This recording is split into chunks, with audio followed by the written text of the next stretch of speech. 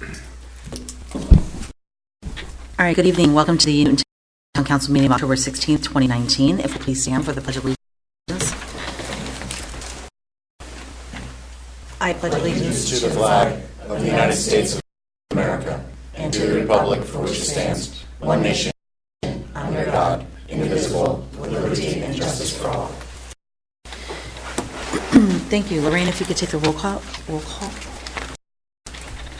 Mr. Dixon? Here. Mrs. Diglio? Here. Mr. Flynn? Here. Mr. Swaffer? Here. Mayor LaFois? Here. In accordance with the Open Publics Meeting Act, notice of this regular meeting was given to the two newspapers of record and posted on the official bulletin board on January 4th, 2019. Everyone received the regular and executive session minutes from September 23rd, 2019. I understand that there have been some corrections, small minor corrections that have already been submitted. Are there any other corrections, amendments, deletions, additions? None? All right. I'll entertain a motion, please, to approve the minutes. So moved. Second.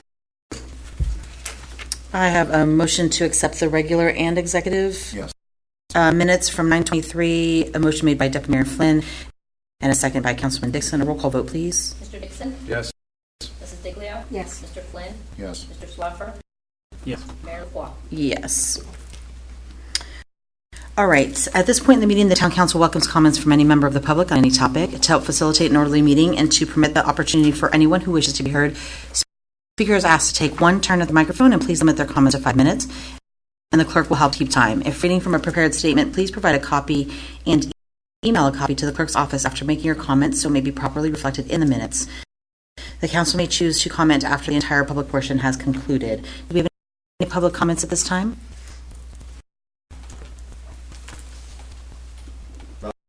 For 12 Pine Street. I just want to thank the town for having the fall festival. Very enjoyable day at a time. And actually, I attended the grand opening for the Caldwell building, and that was a great time. Hopefully, people here enjoyed the artwork that they saw throughout the hallways and stuff, and looking for to do more of those in the future. Thank you.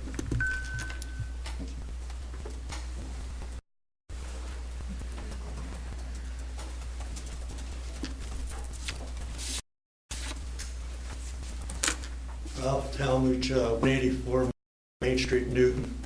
I left letters for all of you to see what my problem was, and I'm here to see what progress has been made on it and what I have to do. As I said, I live at 184 Main Street, and that has a pond or a brook running through it, coming from the wasteland area and coming from underneath the high school underground until it comes across the street. And when it does, from then on, I walked it. The first year I've been here 2 years, I walked it the first year, and there's all kinds of different things. It's one brook, and it has 3 tributaries coming from the west Nelson Street, behind those homes. It's all wet, it's muggy there, and there's 3 tributaries coming into that one brook, the main brook coming down. It was congested. I went through, it took me 3 days. So I actually walked the brook and cutting brush and everything, just taking stuff out. And when I got to the other end, where the pipe comes across the street, the house on the corner of Barrett and Ryerson have debris in there. Leaves were piled up as far as the road. You could not even see the beginning of the pipe. Now the last, I had Greg Vo and also the engineer gentleman come by. We walked it and they said that they would get together and try to come up with a plan for it. I went down 2 days ago, and again I walked it. Now they have cut brush that they have. It's thrown right in the brook. Down further off Barrett, they have brush that's as tall as me in the brook.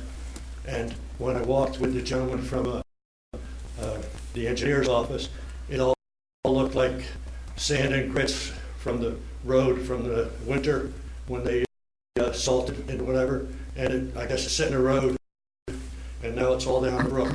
There's 3 places from the Ryerson Avenue down to where it makes a bend into our territory. It is blocked completely. It's 2 foot high of gravel. My wife and I have started when we first got there. It used to be my science teacher when I was in 7th and 8th grade, and I loved the house.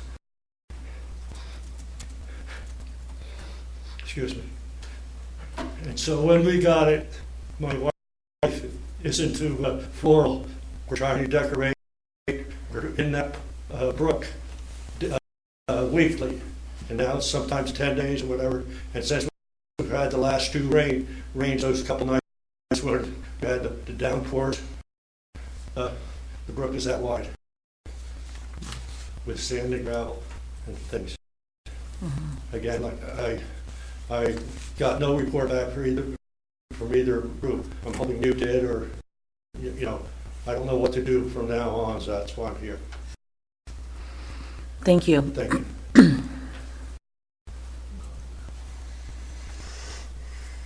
Any other public comments? Okay, we'll close that portion of the meeting, and we'll go right into council manager reports. Mr. Talmadge, thank you for bringing that issue to our attention. I know we've all received the letters that you left for us and an email that you had previously sent. I know Mr. Russo has indicated, as you also know, that our DPW and town engineer are looking at all of what you described, the tributaries and the brook itself. And although we have not received any updates, I'm sure that they're continuing their discussions on what some possible resolutions will be. But at this point in time, we don't have anything written back for next steps. But we'll be sure to keep you abreast, as we know as well. But we appreciate you bringing that to our attention, because if you don't bring it to our attention, we're not necessarily going to know what's happening on private property. So thank you. As Mr. Porter indicated, many of us attended Jessica Caldwell and Associates recutting ceremony on September 30th, and it was great to see the kind of renaissance that she's done with the building. She's brought, as you know, it's divided into about 6 different offices and businesses, but Jessica brought the walls completely up to the ceiling as part of her renovations, so that the occupants and the tenants and the businesses that she has in there had some more privacy. There's some common areas. She's done a beautiful job with the restoration work.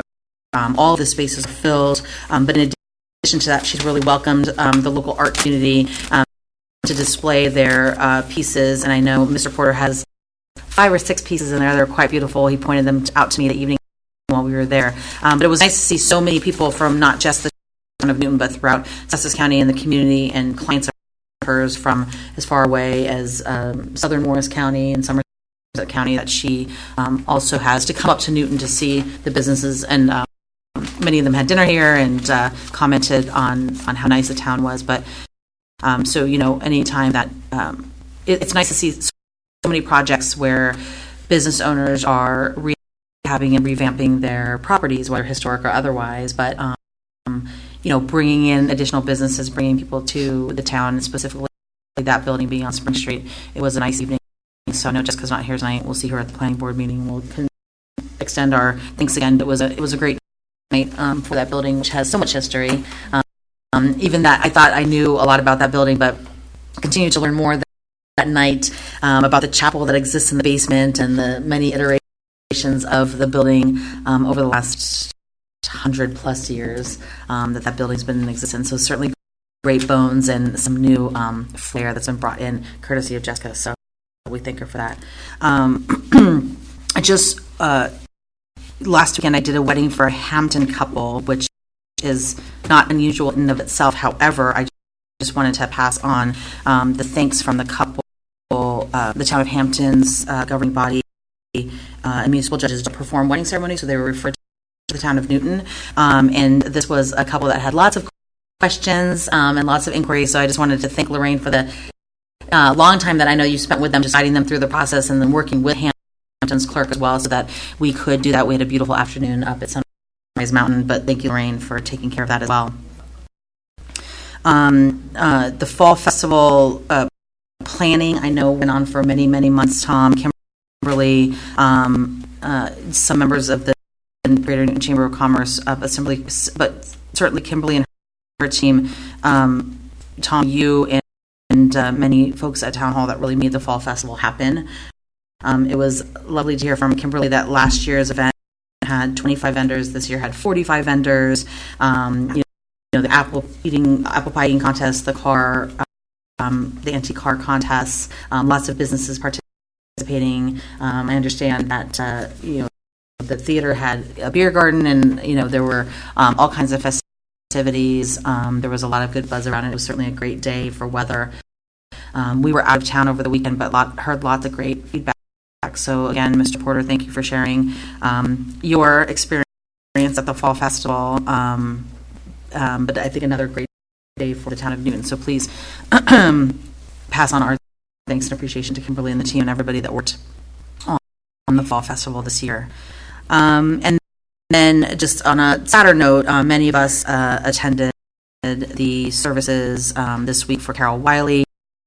Carol was a part for 40 years of former mayor and councilman Joe Ricciardo, but beyond that, she was an educator and coach in the Newton School District for many, many years, and it was really nice to meet the extended family and hear from many of her students online and in person about the impact that Carol made as an educator, as a coach, as a mentor, as a strong, fierce, independent woman. I think we heard many times over the last couple of days, so I just wanted to extend our condolences to Mayor Ricciardo and the entire family, and he wanted me to extend his thanks and appreciation to the town of Newton and the council and the staff and employees who have reached out to him and sent their condolences and let them know about their thoughts and prayers. So that's all I have for now. Deputy Mayor Flynn? Nothing for me at this time, thank you. Councilwoman Diglio? Okay. Since the last town council meeting on September 23rd, I attended the 30th anniversary gala for our attorney, Laddie Clark and Ryan, on September 26th, and it was, Tom was there, and it was a very lovely affair. Thank you very much. September 30th, I attended the ribbon cutting for Jessica Caldwell and Associates. Jessica has been our town planner for many years and is obviously located on Spring Street. She has done a fabulous job fixing up the building. On October 2nd, I had coffee with many of our officers and residents, and I totally enjoyed the interaction of the public with the officers. It was very, very interesting. Always a good event. Always a good event. Mm-hmm. October 10th was the Family and Community Connection event at Newton High School. It was a pleasure to see so many community groups represented and willing to share information for the betterment of Newton. October 6th, I found myself at the open house for Maxwell Molly's in Hamburg. As many of you know, Bonnie and Rich own a business under the same name on Spring Street. October 12th, I was asked to represent the town at the United Methodist Foundation fundraising event, and I was really grateful to be able to present a proclamation in honor of Sandy Hollander, who was the guest of honor and was the attorney for this town for over 40 years, and he also happens to be a very good friend of mine. Finally, this past Sunday, I volunteered to help at the Fall Festival, which was a huge success. Many thanks to Kimberly Williams, the Community Development Coordinator, for all her work. Thanks to the DPW workers, the policemen, and all those that worked to make the event a success. The band, by the way, was fantastic, and there were 2 DJs, vendors, and a car show. Tomorrow night, I do have a Sussex County League of Municipality meeting, and I want to remind everyone of the meet and greet that's going to be held here at the Municipal Building on November 14th, starting at 4:30 in the afternoon. And that's what I have. Thank you. Councilman Schaffer? I was also very impressed with the Fall Festival. You guys covered it pretty well, but I was really happy to see how many of the EC ideas came to fruition there, how many vendors we had. And Mr. Talmadge, as a private citizen, I would love to come help you clear up the brook this weekend. I got a weekend off from the kids. I love manual labor, so I'll catch up with you if you stay for the other meeting. That's all for me.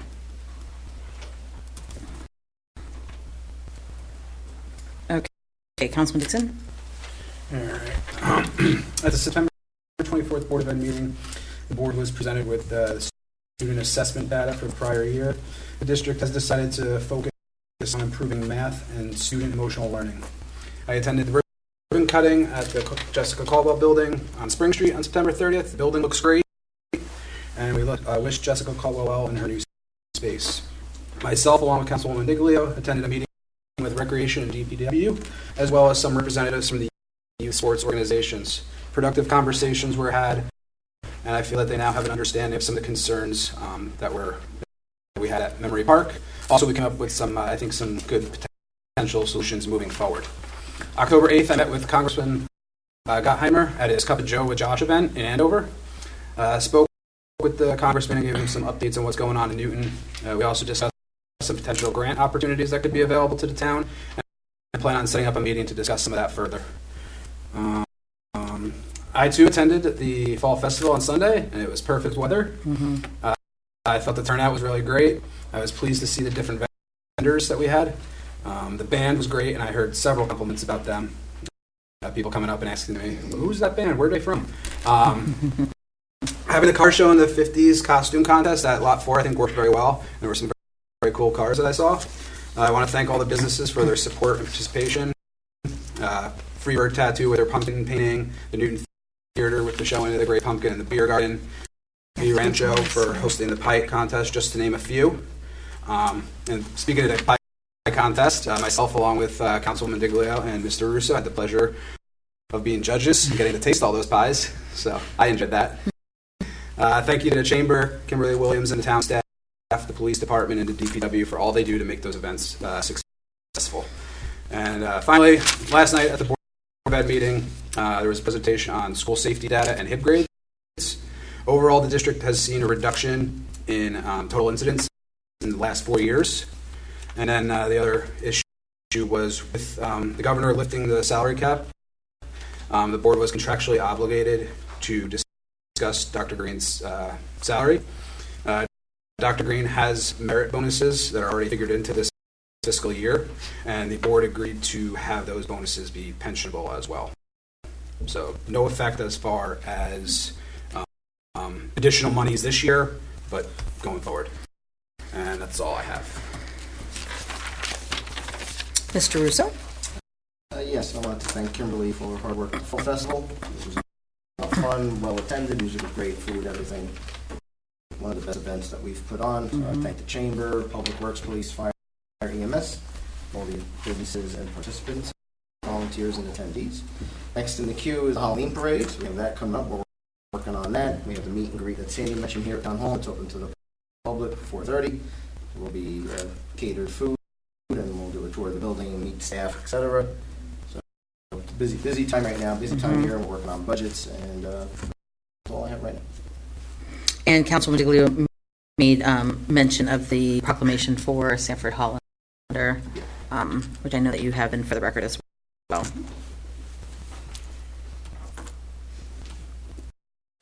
As far as the issue with Mr. Talman is concerned, is it possible that the town can clean out what is on town property?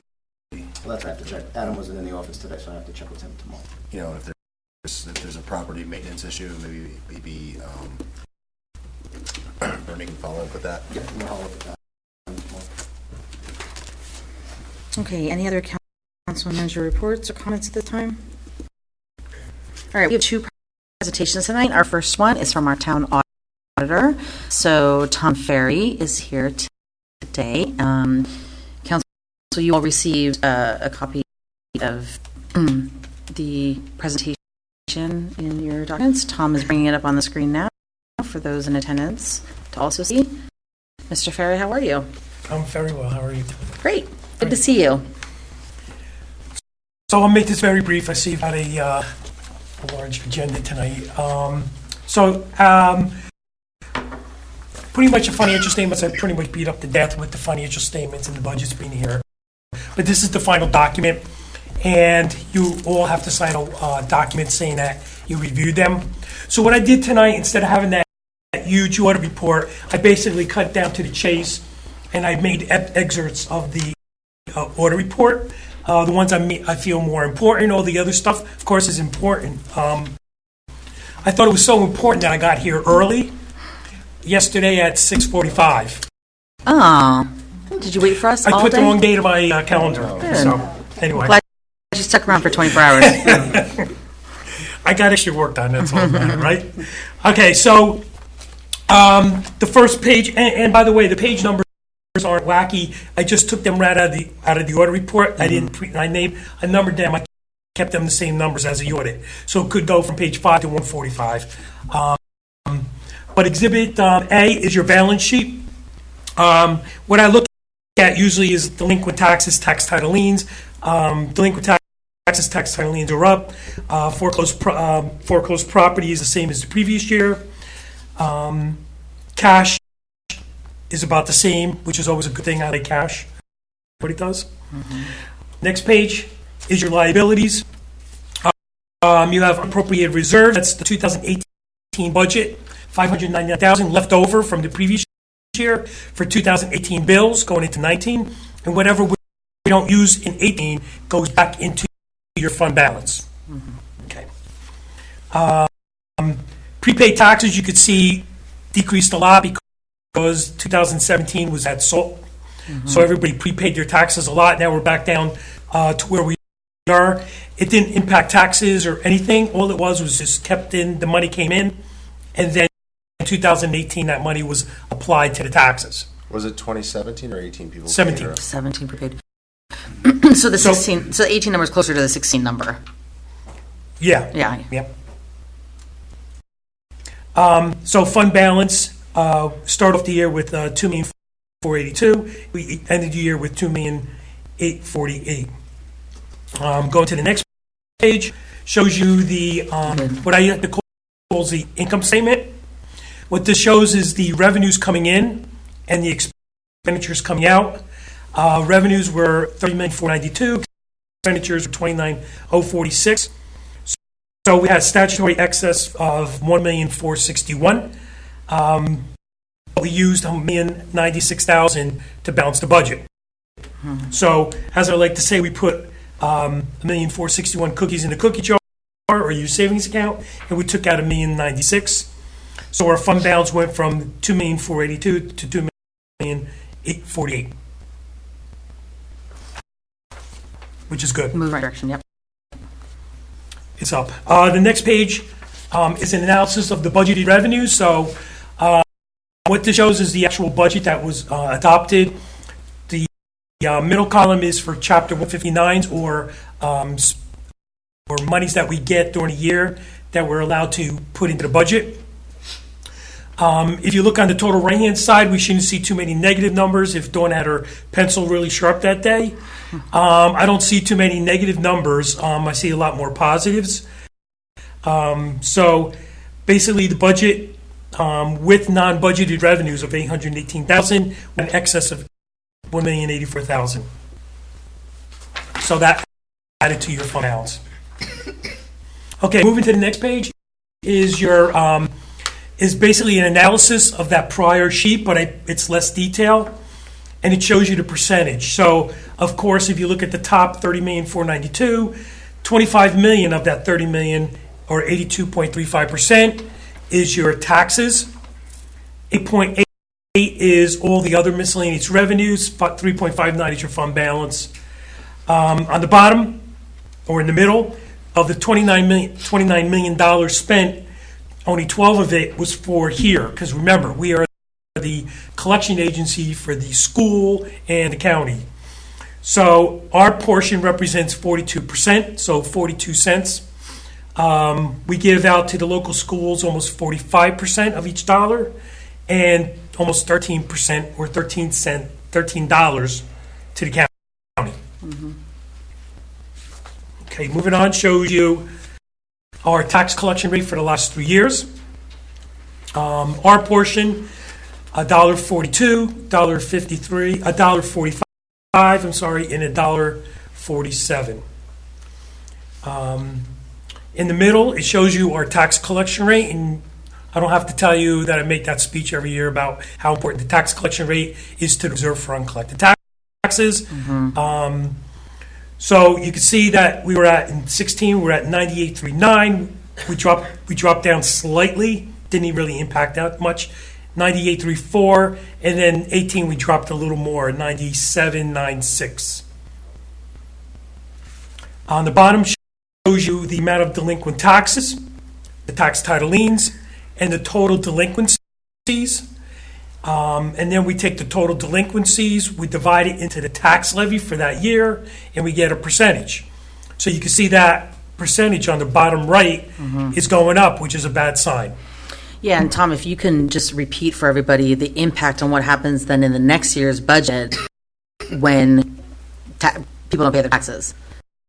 Because then we have to do the reserve for uncollected taxes based on the previous year's uncollected taxes. Right, so that'll be for, well, what do we have for 2019's tax collection rate? Will impact your 2020 budget. So the lower the tax collection rate is, the more we have to put into the reserve for uncollected taxes. The higher because we're basically, again, the collection agency. So when the school and the county come and look for their money, we can't pay them at 97.96. We have to pay them 100%. Right, so just to reiterate that, the impact on taxes not being paid only impacts the municipality because the school board and the county still collect 100% of what they're owed. That's correct. That's why the town then needs to budget The reserve for uncollected taxes, the RUT, Right. based on the previous year's uncollected amount. So the more that's not paid impacts the future year's budget. Theoretically, does the town make that back when they go to tax sale in October of the following year, right? So Depends, yeah. technically you collect what is delinquent. Unfortunately, if we don't sell all the properties, it goes into our tax title lien. Yeah, there are liens right then, right? They're municipal liens. Yeah, so it goes in municipal liens, and now whatever taxes are in the future for tax title liens accrue to that tax title lien, which again includes county and school. So the tax amount accrues to that lien. We're not collecting the money, but meanwhile we're paying county and school on that dollar amount. So it's compounding. Yeah, so I mean that's why I always kind of squawk whenever I see tax title liens get too large, because it does a lot of damage. So the best thing is to foreclose on it. I know it's expensive, but the best thing is to foreclose on those tax title liens, put them into foreclosed property, and then have a foreclosed property sale to put those people back on the rolls. And I always say, even if you sell the property for $1, who cares? It still goes back on the rolls, and those people pay on the assessed value. So if you don't make money on the sale, no big deal. It's the fact that we want to get them back on the roll. Yeah, you fill that gap. Exactly. That's correct. Okay, thank you. Okay. On the next page, shows you your fund balances for the last 5 years. 2014, our current fund was $1,498,000, and this year we ended with $2,848,000. So you can see it constantly, it's gone up.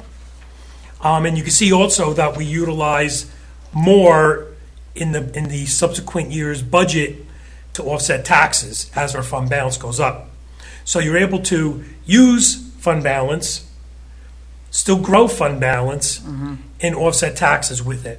So it's always a shell game. You don't want to use too much because then your fund balance starts falling off. And when your fund balance falls off, it's a hard climb up because of the levy cap that the state imposes on us at 2%. So it's always a hard climb up. It's been a long trajectory, though, at least for the last 10 years of a better balance every year. And as we mentioned, we have a fund balance policy that we put into place. When we do go out to bond anticipation notes, we do an offering statement, or if we actually do a bond sale, the rating agencies look at your fund balance, how well you're establishing, how you're keeping them going up slightly, and having a fund balance policy. And I think our fund balance policy is probably one of the more stringent ones that I have in my municipalities up in Sussex. But that's a good thing. Yeah, that's a good thing. Yeah, I remember when we put that in, we wanted to be a little bit as aggressive as we could be, understanding cap allocations, et cetera. But it's taken years to grow it. Yeah, for sure. Okay, so on the bottom shows you the water universal utility, and again, you can see it's a steadily climb up, and again, what we utilize in the subsequent years balance is also, for fund balance, is also increased. Okay, moving on, we're on to general capital. What this general capital fund is the fund where we do most of our big projects. So as of like tonight, you're going to do a bond ordinance for the swimming pools, and if that ordinance gets passed, it gets as an improvement authorization, and now we've got $400,000. Of a portion of it we have to raise either as a bond anticipation note to pay for it, or we permanently finance it. So that's a for instance here. I did an analysis for your debt. I think it was for budget time or financial statement time. It shows you that you have been steadily decreasing it. General serial bonds, we were at $1.8 million in 2017, and we're down to $16,984,000. We took on bond anticipation notes in 2018 for some of the bonds and notes authorized but not issued, which was basically unfunded ordinances that we had to fund because Dawn had to pay the bills. That's also been a goal of this council and previous councils to pay down as much debt as fast as we could, which has increased our overall rating on the markets as well as our overall financial picture. So that's good. So with the bond anticipation notes, we can either pay them off in the 10-year increments. I know Tom and Dawn are probably talking about it. We can pay them off before the maturity, so we don't have to do a bond sale. But we also have to look at the impact on taxes. Right. So that's something we have to, or Tom has to talk about. You can always call me. The next 2 pages I'm not going to go over with, just for your information. These are all your serial bonds and the refunding bonds that we've done. It just shows you the backup for that serial bond amount. Now we're into the water and sewer utility. I really have nothing about the first page. We can go on to the next page, 23. Tom, just go back to the refinancing. I mean, a number of years ago, we also looked at refinancing some of the debt, which we did to take advantage of the market rates and pay off some of the older payables. And you'll continue to keep us abreast of when that makes sense to do that again. Absolutely. And when the 1 year that I did it in 2012, we didn't have a financial advisor. But they basically, they take a look at it. They always give me a call, or I give them a call when I'm doing the financial statements, and I'll ask, because they deal with it day to day, what the bond rates go off of. I look at some of my towns, and some of them that have bond sales, I look at that interest rate, and then I have it in the back of my mind, and I take a look at your information in my other towns, and see if it's, because there's certain parameters that we have to show as savings. I think it's 3% in total savings between principal and interest. And the last time we were able to do that was 2012, right? Yeah, we did it in 12 especially in the water. That was a huge savings that we had in 12. I think you were the mayor back then, actually. So, so that's important that we always look at that. If can we refund and decrease taxes. But in order to do that, again, we have to realize savings of at least 3%. So unless the market's favorable, fees, all of that is combined, coupled with what we're already paying in terms of interest rates, unless we're not realizing a total 3%, then it makes no sense. Correct. Okay. And like I said, the financial advisors, like on a refi, an overall 3% savings than what we're paying out. Okay, how long can bond anticipation notes be so held? the law says, the law says the fourth month, 15th day of the fourth month following the 10th anniversary, which means... Say that again. 15th day of the fourth month after the following of the 10th year. Basically 10 years, and they give you 4 months, 15 days to do a bond sale. That's what it says. So it's 10 years. Principal payments, you don't have to make it till the third anniversary. Sorry, it's bond law. I don't know half the laws of bond law. But basically, you have to make a principal payment in the third year. But if you don't want to do a bond sale, then it's very prudent to pay it off in the 10 years. And I have a lot of municipalities up in Sussex. That's their logic. They don't want a bond. They don't like the B word. They throw me out of the meeting when I say B word. So we pay it off in 10 years and then be done with it. Other bigger municipalities up in Sussex, what we do is we look at the longer assets and say, okay, let's bond those, push those out. The smaller stuff we like to pay off in the 10 years. So it's a juggling game that we could play. Okay. Okay, water utility, I have nothing. Consumer accounts receivable went slightly up, 173,182. We have an assessment receivable, but whatever we collect pays off for the debt service. Your fund balance, as I went over before, from in water or utility, $1,070,000 to $1,300,000. So that's a good sign because we did the rate increase. What year was it? 17 or 18? 16. 16 went into effect probably in 17. Okay. I lose track. And again, on the bottom of the water and sewer utility is the capital section. That's where we do all the bigger projects for the water and sewer utilities. And again, we have bonds payable. For those, we have the USDA loan. And again, we're paying it off as quickly as we can. I get a lot of questions saying, oh, can't I prepay it like I do my mortgage? And the answer is no. And on the meeting of the 28th, we'll be talking about water and sewer 10-year plan projects, et cetera. Correct. Okay, on Exhibit D1, shows you the water and sewer rent income, $5,158,000, of which $4,067,000 is your rents. On the bottom shows you our operating expenditures, $4,005,000. So we had a statutory excess of $636,000. We used $407,000 to balance the budget. So again, we put more in than we took out, so your fund balance went up. On page 25, shows you the budgeted revenues. And again, the biggest line item is rents. We budgeted $4,001,000. We took in $4,067,000, so we had a $66,000 increase in that line. We have non-budgeted revenues of $204,000, which also helps out. On page 73 is almost the same schedule as I showed you with general of the current fund. It shows you of the $5,158,000, $4,067,000 is the rents, or 78.85%. On the bottom, it shows you operating expenditures being the bulk of your budget at 64%.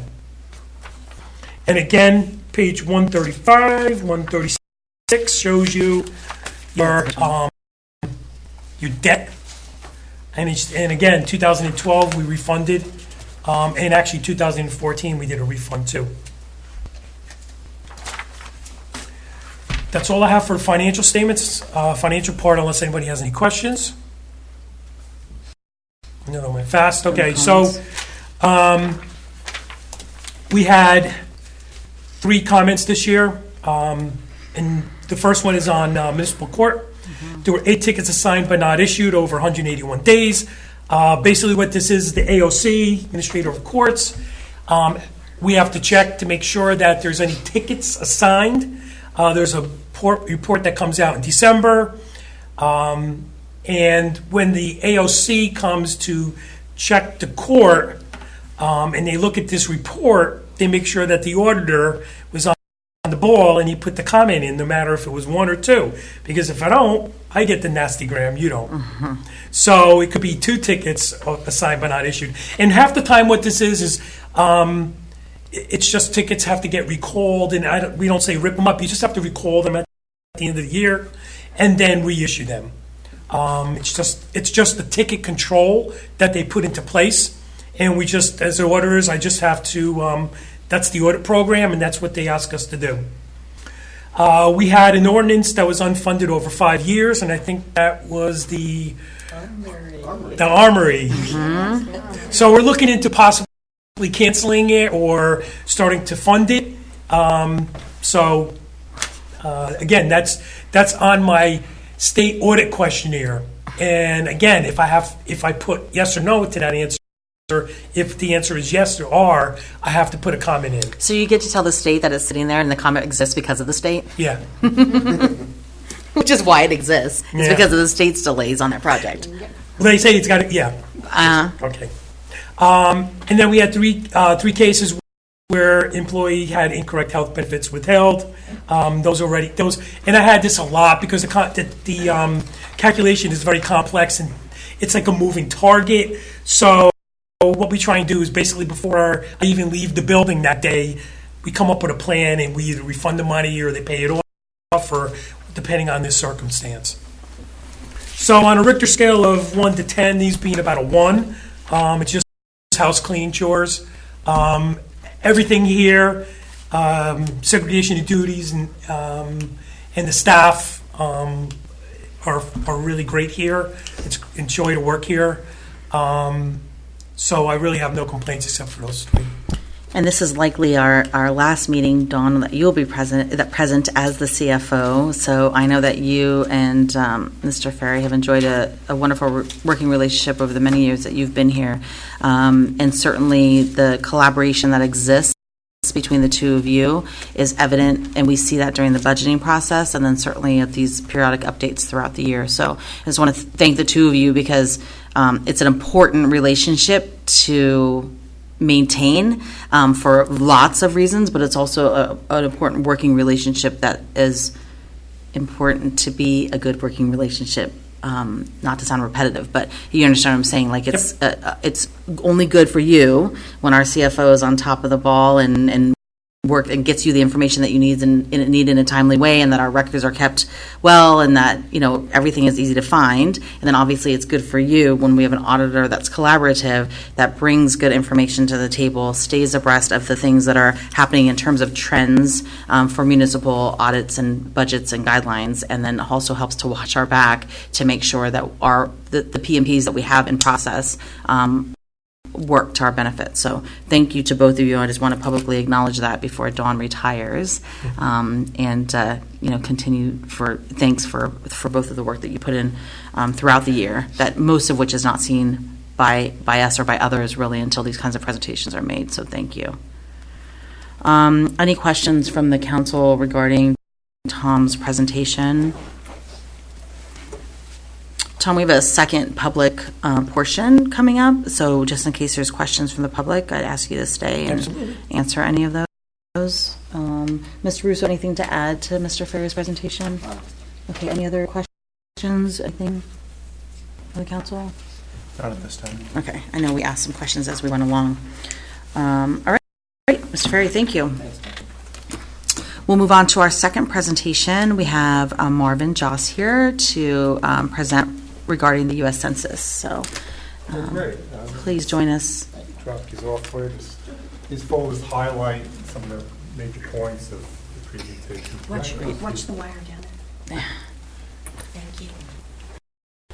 And then also included was Mr. Joss's presentation, which Tom just put on the back screen, or on all the screens, actually. Is it best for me to stand, sit, or do it? Whatever your preference is. You can have a seat there, and at least if you speak into the microphone, it'll record you for posting tomorrow. Very good. Well, thanks for having me, and appreciate the time. I'll try to work through this pretty quickly, maybe about 10, 15 minutes. If I'm rushing, it's not because it's not important. I'm just trying to respect your time. So That's right. Take your time. It only comes around once a decade, so. That's correct, and it is important. So my name is Marvin Joss. I'm what they call a partnership specialist for the U.S. Census Bureau. My territory is Sussex County. I'm a resident. Those of you that know me know I've been in local government here in New Jersey for 30 years. So I'm not flown in from Washington or New York City. I'm a local guy, and I appreciate that. One thing the Census Bureau does is look to hire local people, because they do feel that nobody knows the local community better than the local residents. So everybody we hire, and we're looking to hire, does come from a local area. So with that, I'll dive right into it. So, why do we do the census? It's actually mandated by the U.S. Constitution, and Article 1, Section 2, as it says up there, requires that every 10 years we count every person in America. And we've been doing that since 1790. And Thomas Jefferson actually was the first director of the U.S. Census. The census is used for a number of different things, but really the two most important ones, I think, are you'll see up there with the third dot. There's 435 House of Representatives seats, right, in the U.S. Congress, and obviously that number doesn't change. But every 10 years, what does change is how they're apportioned amongst all the states. 10 years ago, New Jersey lost a House seat. New York State actually lost 2. So regardless of what side of the aisle you're on, when there's issues in Congress that affect New Jersey, we want proper representation. And the only way to do that is to ensure that every single person that's here gets counted, and that's statewide. And beyond that, if we dive down a little bit closer, so many local programs, social programs, are funded based on U.S. Census count. Every year in the federal budget, there's about $675 billion. That's not every 10 years, it's every year, that funnels its way through the state or even directly to county government, local government, nonprofits, for all the social services that our residents use. It could be food stamps, SNAP, WIC, Medicare, after-school care, senior programs, school construction loans, CDBG money, that towns use for different projects, road construction, bridge repair. All of those are in part funded by the federal government. How do they decide who gets that? It's based on head count. So, for those of us here, and maybe we're all in that boat at some time, we have busy lives. The last thing we want to do is answer 8 or 9 questions from the federal government. But if we throw that paper away, and that's why we need your help to get the word out, we're not going to bring that federal money back here. It's going to go somewhere, right? They budget $675 billion every year. So it's going to get spent. So, it's my job to work with local partners, local organizations, local governments, just to get that word out. How can we convince everybody it's really important to take the 2 minutes to fill out your census, because we want to bring that local money back here. And we don't want New Jersey to lose any more House seats. So really, those are the 2 most important points they try to bring out. Data protection, it's always on everybody's mind. Title 13 of the U.S. Code actually requires that the data is kept confidential. And, running around Sussex County, New Jersey, I do get that question a lot. Why do they want to know this information? Why is it important? Well, it's important for a number of reasons that we talked about, but it is confidential. And there's a 5-year imprisonment penalty or a $250,000 fine or both if a Census Bureau employee ever reveals any of the personal information that is given to us. And I do want to stress that's to anybody. So if you hear in the news, this agency is looking for the information, the president's looking for the information, Congress wants the information, it doesn't get shared with any federal agency. It doesn't get shared with law enforcement. It doesn't get shared with anybody. It never has, and hopefully it never will. It's been challenged in court.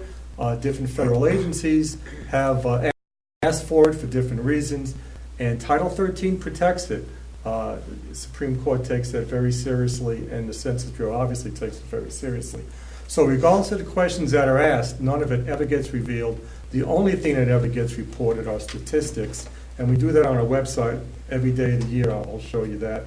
Of course, cybersecurity, federal government makes sure that we have the highest level of data protection, and the data is housed on Census servers. Just to make the point again about security, it's not on a federal government server that we just tap into. It's a freestanding Census server.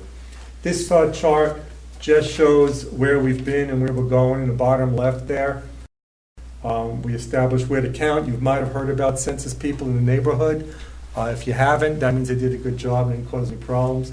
But their first job was to simply verify addresses and make sure that we knew where everybody was. It's our job to count households. And we get that data from a number of sources, the U.S. Postal Service, previous census, aerial photography. Honestly, it's free and it's readily available. It's the first time we've been using that to see what homes weren't before and they are now, and vice versa. So once we establish where to count, we motivate people to respond, and then we start counting people.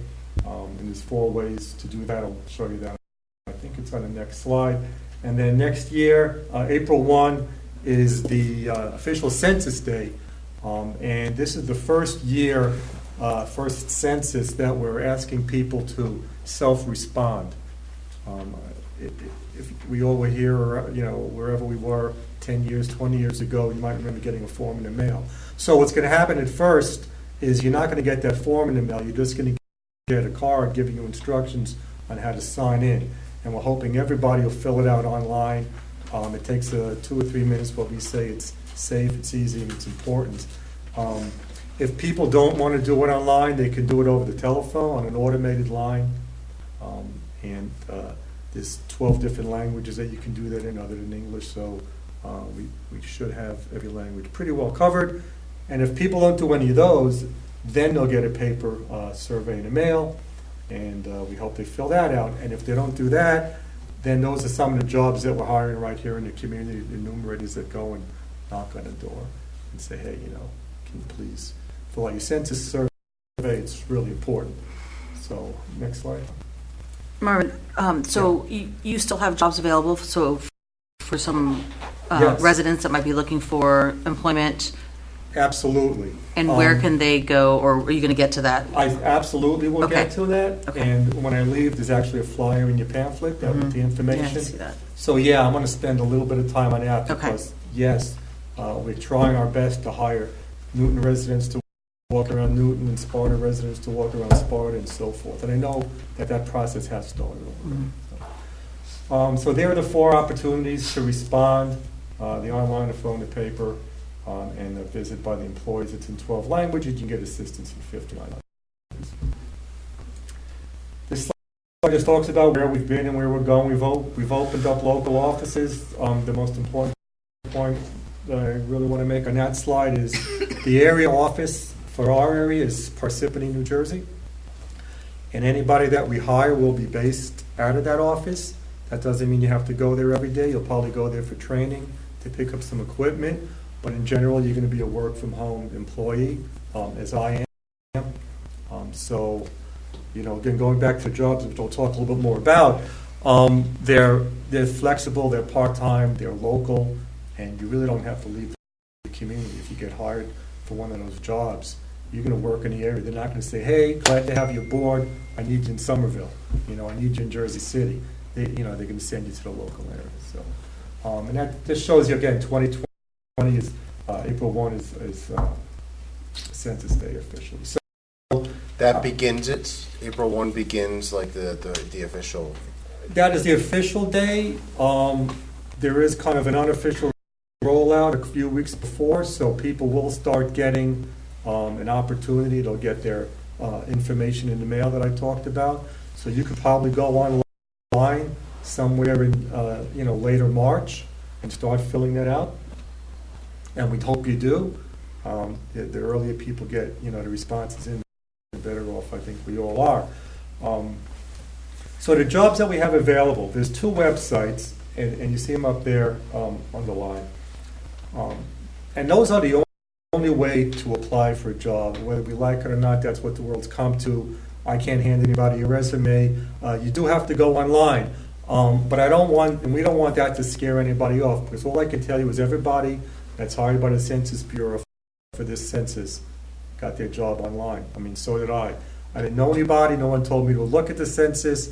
No one said you should apply for the census. I went on usajobs.gov when I was finishing up my municipal career, looking for something new to do, like Dawn's going to do here pretty soon.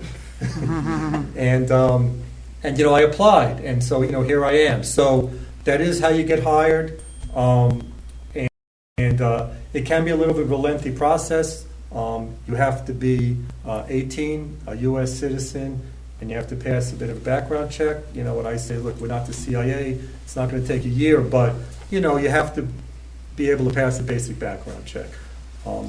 So they're hiring right now, and that office in Parsippany, you know, I look at it as like a large startup corporation that has no employees. You know, they need everybody, right? So you need people to answer the phones, to file, to manage. If you just have office experience, that's wonderful. If you have HR experience, IT experience, those jobs are a little bit more advanced. You'll find them on that usajobs.gov website. But they need a lot of area managers, people that have managed people before, people that, like I said, have IT experience. Everything we do now is, you know, we talked about online, and the census takers, the enumerators, will be doing it with tablets. So the people we hire have to be, you know, fairly tech savvy to some extent, at least to be able to operate a tablet and download the data and submit it to the Census Bureau and that kind of thing. So those jobs that are in the office, you will typically find on usajobs.gov, and in that site, you apply for each individual job specifically. You can, I don't know if you've been on that site, but you can upload and save a couple of different resumes and cover letters, and they make it pretty easy to apply, but you have to apply for each and every job separately. The 2020 census.gov/job site is where everybody that wants to be like a census taker should apply. And there you apply once, you put your information in, and answer a number of questions, and the Census Bureau gives you a call. And may I answer your question, they're calling people right now. I know that because I've gotten a call. They didn't know I was already hired. I've had some friends that got calls, so they're calling people right now. Training will start later this year, but again, they're bringing people on board now because the background check can take a month, and you know, to process thousands of people, it takes a little bit of time. So anyway, they're onboarding people right now. So, you know, my word to everybody is we have to do everything we can to get the word out, you know, to get our local residents hired. You know, I can work with Tom, maybe get some links up on the website. You know, if you do an email blast or a newsletter, those things are great. Something simple, not involved. Hey, we've partnered with the Census Bureau to get our local residents jobs. Please click here for more information. Mm-hmm. You know, something like that. We work with organizations in town. We call them our trusted voices. People do have a general distrust a lot of times for government, unfounded, of course, but they do. And because of that, we work with local organizations to help us get the word out. I've worked with a number of them here in Newton and Sussex County. They're all helping us a lot. Sussex County Community College is doing a whole lot. I was over there today, and they just completed a project with the students to create these banners that you'll all see. It's going to be supplied to us that you can put on websites, you can post in buildings, you can post on buildings. The county is going to hang them around their complex a little bit. And so that's going to come out real soon. You'll see that. So, go to the next slide. We do supply a lot of promotional materials, flyers, website, blurbs, and social media blasts. Any of those things you can do to help us get the word out is important for everybody, not just the Census Bureau, obviously, but as I think you know, it's important for your community. We want to get those federal dollars here. And we want to get everybody counted. So. We have Homes Complete Count committees in the state. These are just groups of people from the local community that help get the word out. They represent different segments of our society, clergy, business people, and so forth. And there's always an opportunity to join one of those if you're interested. Next slide. So this was the census data. Before I wrap up here, this website is census.gov/Rome, and every piece of information that the Census Bureau collects is listed there. We don't just do census every 10 years. We do actually 130 different surveys every year. I never knew that, but that's what the rest of the employees do. And they are very in-depth. There's economic surveys, there's government surveys. It's what's used for actually the unemployment rate in the country and various government statistics. Usually they don't say brought to you by the Census Bureau, but most of those numbers are. So in any event, if you go to this site, that shot right there is a shot of Sussex County. You haven't figured that out. And right there in the middle, the darker color is Newton. So number one, what do those colors represent? The darker the color, the higher the low response rate, based on previous census and based on data we've collected and anticipate to happen. And why does that happen? I mean, many different reasons. A lot of it has to do sometimes with demographics. New arrivals to the country tend not to want to fill out their census survey. Lower income people tend not to want to bother. They have other concerns. People that maybe have longer commutes and come home late, they just want to eat and go to sleep. They don't want to fill it out. Whatever the reason is, the data indicates that those communities will be low response rate. You're looking at citizens or people? People. Okay. Right. I'm going back to that first slide. The Constitution requires that we count every person. It doesn't say citizen. Okay. So correct. If there's a person here, we want to count them.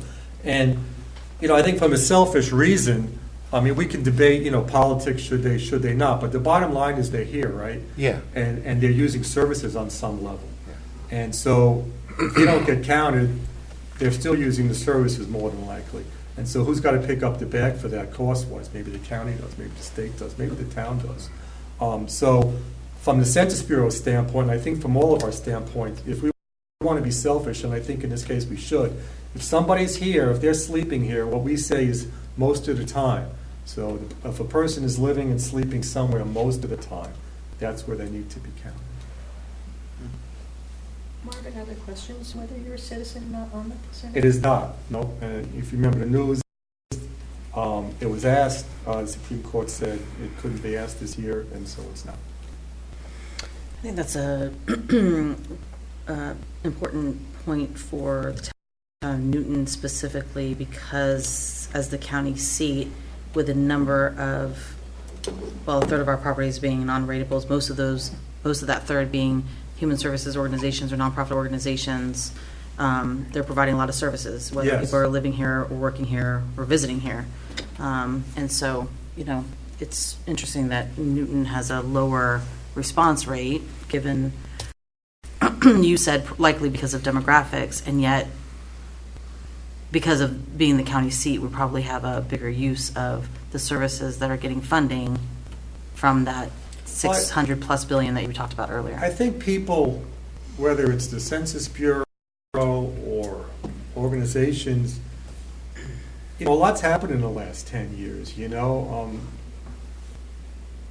So many new people have come into the country. I think it's happened more so in the last 10 years than it has probably since the turn of the last century, And I think the nonprofits and the organizations, they get that. Like I went to the HSAC meeting at the county one, and met a bunch of, there was probably 40 nonprofits there. It's the Human Services, Adult Services Committee of the county. Right, I'm sorry, right. And a lot of connections there. Project Self-Sufficiency was there, Family Promise. You name the organization, they were there. And that was like an easy audience because they get it. They were all like, how can we help? How can we get the word out? Because they know they've got to help those people. They're going to help those people. Whether the money comes from the federal government or from all of us through any other means, those people walk in the door and they're going to get help. And they know that a portion of their budget on some level comes from the federal government. Even if it's state funds, it's usually from the federal government on some level. So, yeah, the organizations get it, And so going back to the whole response thing, that's why we're focusing on communities that come up in the darker blue. And I don't think after the 2020 census, I don't think Newton will be dark anymore because everybody I've met, those 40 organizations in town, the county colleges, all of you, every other town I've been to in this area, they do all get it. I was a town manager in 2000, and in 2010 for that matter here in Jersey, and I had no interaction with the Census Bureau. And I didn't, back then, who cared? Like, nobody paid attention. It's like, oh, you're going to come and do your census, good luck, have fun, do your thing. But now looking back, I wish there was interaction, so we could have got the word out to our community. All right, now I have to ask, where were you at town, Matt? Or, I was like So trying to think because I knew your name from. So in 2000, I was in Netcom. Okay. I was the town manager there for most of the 2000s. And then from there, I went to Clinton Township in Hunterdon County. Okay. And I was there. And then for the last 2 years, up until I started here, I think I left in May of this year, I left Chester Borough. Yes. I was a borough administrator in Chester Borough. So yeah, I've been around. I'm old. So yeah, but I mean, in the Netcom, just since you brought that up, in 2000, before the census, we knew we had about 3,300 people in that community. And census came in, and we didn't even know they were there for the most part. Our number came out, and it was like 2,800. And we're like, what the heck? How can we have 2,800 people? Netcom is a very close-knit community. You almost know everybody that comes in and goes out. Nobody ever leaves. And so we finally did have to contact the Census Bureau. And that apartment complex on Route 46, Netcom Heights, is on the border of Roxbury. They put it in Roxbury. And we couldn't get it changed. So there we were, losing like 15% of our population for no reason, and we had to live with that. And it's difficult when you're a small community, you know that. You're fighting for DOT grants and CDBG money and whatever it is. So it's important, that's again, not to, beat a dead horse, but that's why we're trying so hard to get the word out. We need everybody's help. Well, I mean, we just submitted an application for a CDBG grant, which we passed by resolution over the last couple of council meetings. And then, we've, in the last decade or so, updated our master plan. We're right now looking at the master plan update and rewrite. All of that information, a lot of that information our town planner provides coming from census numbers. Whether we're looking at the trajectory of students, more students, less students, year over year, residents, rental properties, income levels, socioeconomic information, that's where it's all coming from. Every drop So of that we use that. information- We if you use go it. back a slide to that one right there, so that's the other part of that Rome website. So that's the other good use for this site, and you probably already know this, right? So if you click on any portion of your town or the county, you get that drop-down box, that overlay there. And that's only like a third of the data that you get. I just couldn't fit on the whole slide. And that is anything and everything you could ever think of that could be asked. How many kids under 5? How many families with more than 3 children?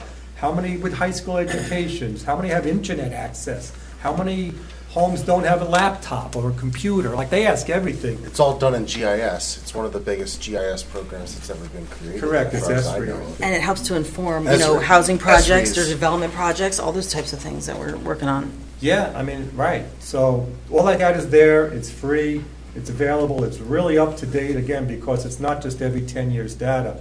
We do surveys, like I said, every year is like 130 surveys. So they keep pumping it into there, so like every few months it's like updated, so. Just kind of talked about data already, I'm wasting time, data dissemination. Go on census.gov. If you have any interest in anything about America from a statistical standpoint, it's all there. It's pretty easy to navigate your way around. And, you can connect with us on social media, send us smiley faces and all that. That's how you can contact us, and my business card also is in there. I am the Sussex rep, so, all I ask of people is if you can think of other organizations that I should speak with. If I haven't, I'm more than happy to do that. Even local ones, senior groups, scouts. I'm more than happy to go out and talk to anybody. So that's really it. Well, it sounds like you've talked to a lot of our partners, which would be the college, the county, nonprofit organizations. Yep. On the committee that you mentioned that you're forming, I mean, if we have lots of churches and other organizations that probably could help out in that capacity, but. Yeah, the Complete Count Committee will be formed probably through Greg Poff and the county. I've already met with them a couple of times, and yeah, I want to make sure we get clergy represented on there and some local businesses and government leaders as well. I would think that you would want to talk to the many of the county's major employers are here based out of Newton, so that's the hospitals, the college, it's the labs, it's, you know, a few of them are here.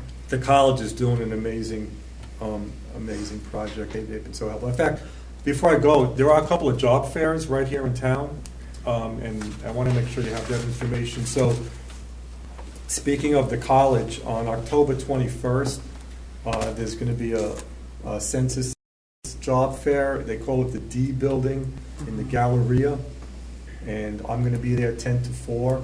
It's open to the public. We're hoping to catch a lot of college students, but anybody can go in. We'll have information on how to apply for jobs there. That same night, if people are busy during the day, I'm going to be at the Sussex County Library main branch, 125 Morris Turnpike, from about 4 to 8:15. I should say 4:15 or so by the time I drive real fast from the college over to the library. You said the hours weren't About 4 to 8:15. It'll be at 4 because we're going to have a recruiter available that will kind of be my shadow, so we'll cover the issue. We'll cover what can't be. If anybody's going to be down by Dover Randolph, October 22nd, I'm at the Mars Habitat Restore right there by Route 10 and Salem Street. I'm going to be there most of the day from 1 o'clock to 8 o'clock. And finally, here in town again, October 30th, this is, you might already know about this one, Project Self-Sufficiency is having a large job fair that isn't just Census, but they will have us there, and a lot of employers will be there. So, you know, maybe that's even something you could help us get the word out about it, or they'd like that, but they expect a large turnout, and I'll be there as well. So that's what's going on. Anything else I can answer for you? Good. Any other questions from council? Mr. Russo, anything to add? I mean, I'm sure that we will continue to help you promote as the target dates come out, once the year turns over, and then certainly help to get the word out, whether it's on our social media, our website, other places, for sure. Yeah, right now the big push is jobs, but real soon, you know, by the time January 1 rolls around, the big push is, hey, you know, get ready to fill out your census form. We want to make sure everybody here gets counted. I have a couple of small cards, you know, just like, hey, this is how you apply for jobs. And if anybody here wants one, raise your hand, I'll give it to you. I'm going to ask you to also stay around for the second public session in case the public has questions for you. Yeah, I'm happy to stick around. Anybody else, you good?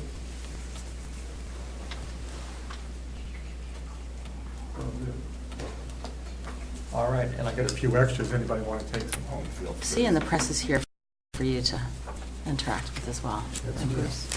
Thank you. Thank you. You're good. Yep. Good, thanks. That same information is in the folder. So. Yep, okay. All right, if that's all, I'll hang out and Great. happy to answer questions later. Thank you very much. Appreciate your time. Thank you. Lots of good information. All right, we'll move on to ordinances. We have a public hearing and second reading for ordinance 2019-9. This is a bond ordinance providing for pool improvements in and by the town of Newton in the county of Sussex, New Jersey, appropriating $400,000 thereof and authorizing the issuance of $380,000 bond or notes of the town of Newton to finance part of the cost thereof. Do I have a motion to open the hearing to the public? Make a motion. Second? I have a motion by Councilman Dixon and a second by Deputy Mayor Flynn. All in favor? Aye. Do we have any comments from the public regarding this ordinance? All right, go ahead. Seeing nobody coming forward, I'll offer a motion to close that portion of the hearing. Second. I have a motion to close the hearing by Deputy Mayor Flynn, a second by Councilman Dixon. All in favor? Aye. And finally, we have, do we have a motion to act on the ordinance? I'll make a motion to act on ordinance 2019-9. I'll second that motion. I have a motion by Councilwoman Diglio to act on ordinance 2019-9 with a second by Deputy Mayor Flynn. Roll call vote, please. Mr. Dixon? Yes. Mrs. Diglio? Yes. Mr. Flynn? Yes. Mr. Schwafer? Yes. Mayor LaFois? Yes. Secondly, we have an introduction of ordinance 2019-10. This is an ordinance amending Chapter 289, towing of the Code of the Town of Newton to amend Section 289-4:A, rates for towing services, to include a comprehensive schedule of services. So this is just an introduction tonight with a public hearing scheduled for a future meeting. Do I have a motion to introduce the ordinance? I'll make a motion to introduce ordinance 2019-10. I will second that motion. I have a motion by Councilman Dixon and a second by Councilwoman Diglio to introduce ordinance 2019-10. Roll call vote, please. Mr. Dixon? Yes. Mrs. Diglio? Yes. Mr. Flynn? Yes. Mr. Schleifer? Yes. Mayor LaFois? Yes. We have no old business tonight, so we'll move on to the consent agenda. All items listed with an asterisk are considered to be routine and non-controversial by the Town Council and will be approved by one motion. There will be no separate discussion of these items unless the council member so requests, in which case the item will be removed from the consent agenda and considered in its normal sequence on the agenda. Mr. Russo, can you go through the resolutions, please? Sure, we have the capital budget amendment for the pool ordinance, it's resolution 205. We have the appointment of Monica Maybach as CMFO. Monica's in the audience, if you want to say hi, Monica. We have authorized execution of agreement with the CWA. We have execution of developers agreement with Thor Labs. We have credits to water and sewer, bills and vouchers, one recusal for the deputy mayor, and then we have a separate resolution off consent.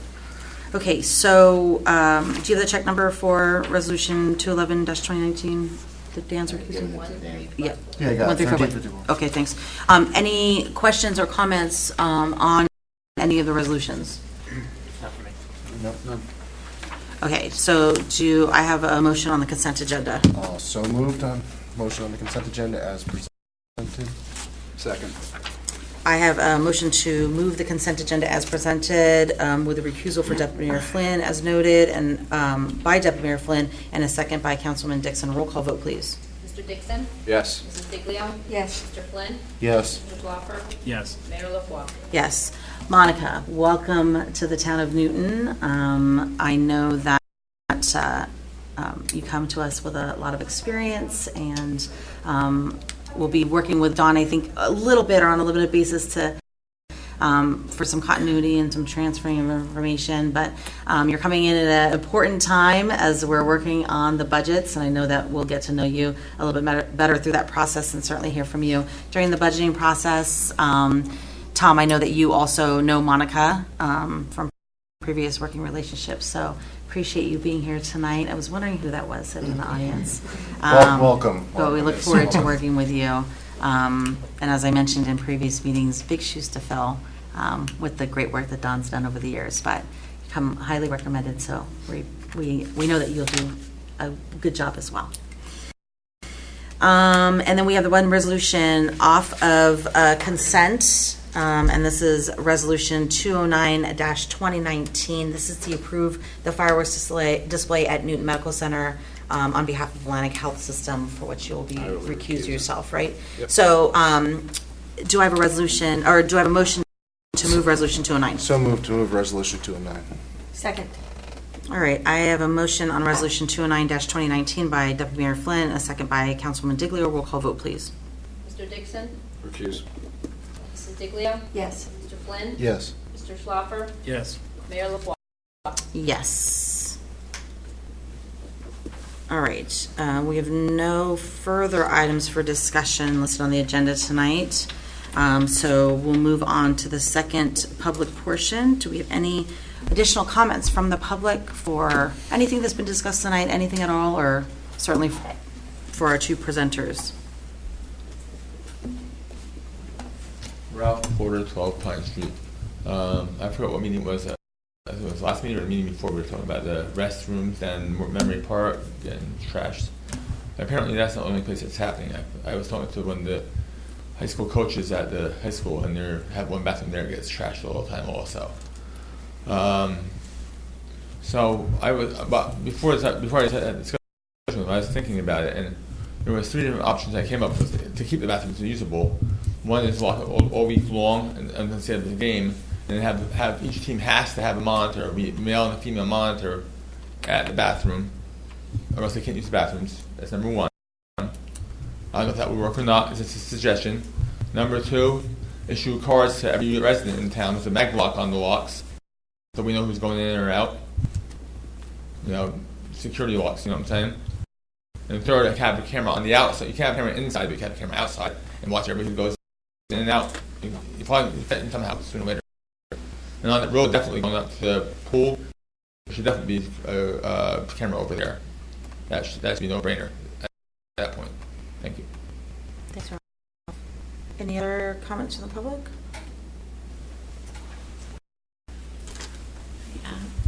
Peggy Baldini, Barry Lane. I had a question regarding when people's contracts are up. Do you guys usually, in general, interview for the position, or do you just renew the contract without interviewing anybody else? Do you have one that you're specifically asking about? No.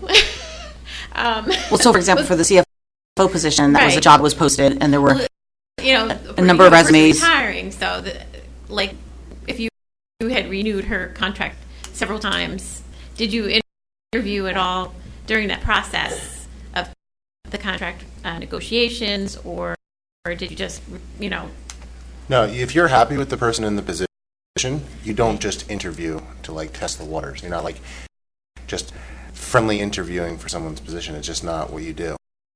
You're not at a job and someone's going to interview for your position that you're currently sitting in. That's not you would do that if you weren't happy with the person in that position.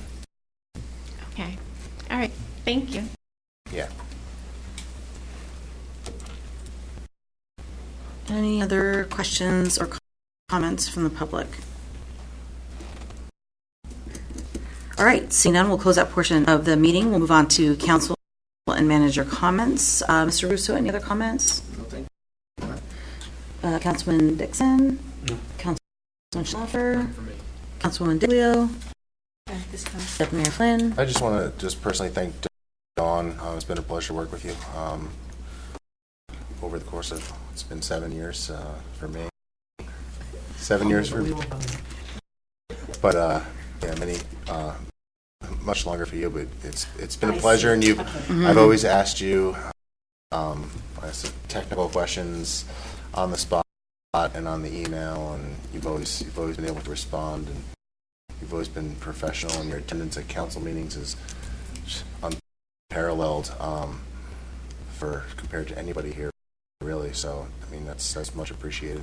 You're there to answer any financial question as it arises, and I just want you to know that I personally appreciate it. Thank you. Thank you.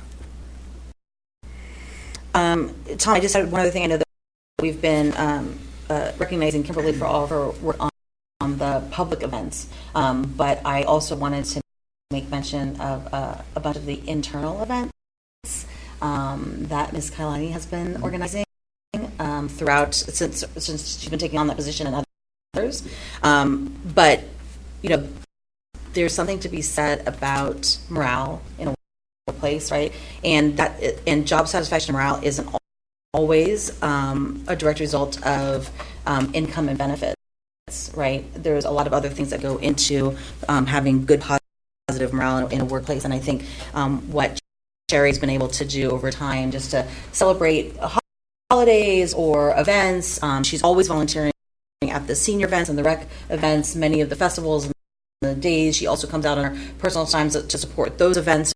But whether it's a potluck or some other organized events, I know we get those emails, and most of us that are either working or out of town or not available can't always attend them. But I know that she puts a lot of work and effort to rally the troops internally. So I didn't want another meeting to go by, because I know that there's been some things going on in the fall. Didn't want another meeting to go by without us recognizing Sherry.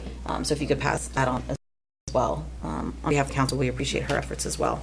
Some of the other things are easily seen by the public, and then others not so much, and I think that's one of them that's not so much. Do we have anything else for the good of the order or for tonight's meeting? All right, if not, I'd like to entertain a motion to adjourn at 8:24. Unless you'd like to stay here. I'll make a motion. Thanks. Do I have a second? All right, I have a motion by Councilman Dixon to adjourn and a second by Councilwoman Diglio. All in favor?